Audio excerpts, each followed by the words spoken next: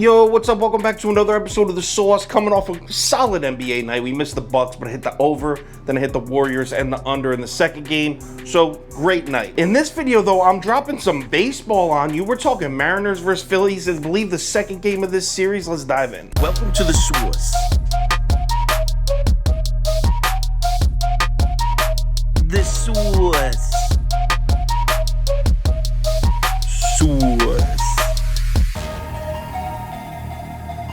Hey, get the sauce. All right, Philadelphia out west in Seattle for game 2 of this series. Like I said, line opened up Seattle, slight underdogs, plus 102, and everyone's on the Phillies. I'm talking 95% of the money on Philadelphia as of last night. All right, so check it out. The money stays on Philadelphia all through last night, all through this morning. Books react to it a little bit. Mariners price moves from plus 102. We're now at Seattle plus 110. So let's cap this game. If you subscribe to this channel, you already know the first step. We're running the numbers through the spreadsheet. According to the analytics, we plug in Robbie for Seattle, Aaron Nola for the Phillies, and our analytics are telling us that the line for this game should be plus 114 for the first 5, plus 125-ish for the full game. Remember, the spreadsheet doesn't include VIG, so you have to add or subtract 10 from each side. So the spreadsheet's pretty much right in line with what the books have it, so really no leans here. All right, let's run through a quick breakdown here. We'll start with the pitching matchup. We got Cy Young Award winner Robbie for Seattle versus Aaron Nola for the Phillies.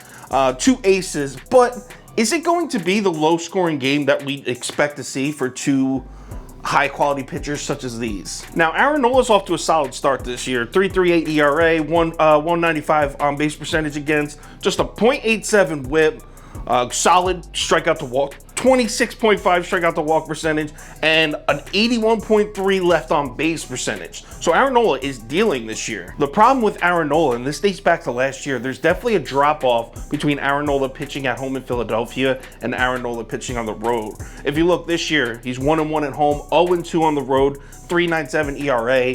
If you look at last year, 4-6 on the road with a 5.27 ERA. So there's definitely a drop-off. Aaron Nola on the road, not the same pitcher as Aaron Nola in Philly. And that's important to take note of because he's facing the Seattle lineup. Now, the Mariners have struggled in all types of different ways this year. But look at the Mariners against righties this year.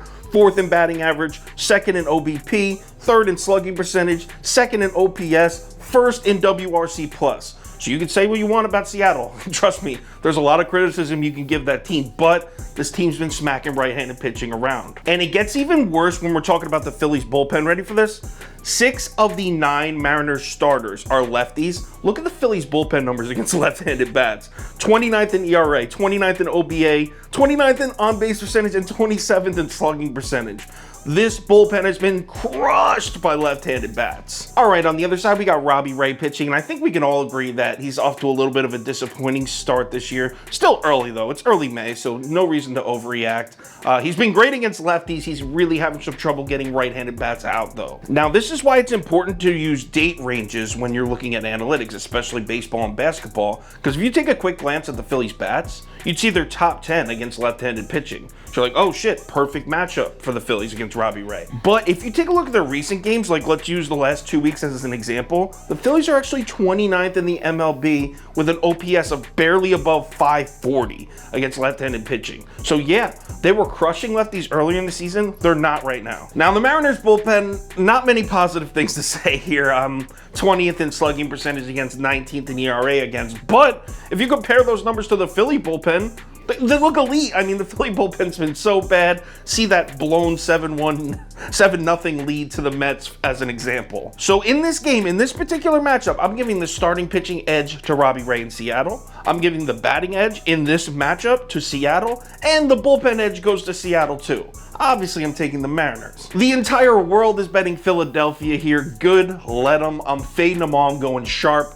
Give me the Mariners money line at that plus 110. Give me that plus money. Let's go. Final ticket posted on KyleKirms.com and the Sauce Network app. It'll have every single bet we're making for every single sport, the entire team here, posted right on the app and the website for you to check out. Also, if there's any crazy last-minute changes, injury updates, money shift, line movement, anything like that, I will definitely keep you posted on Twitter, Instagram story, and Facebook. Make sure you check out one of those 3 platforms before you place your bets. Tuesday night, here we go. 2 NBA games. We got a full MLB slate. There's money to be made. NHL playoffs. Also, we've been doing pretty well there. Let's have a solid night, guys. I'll talk to you on Twitter.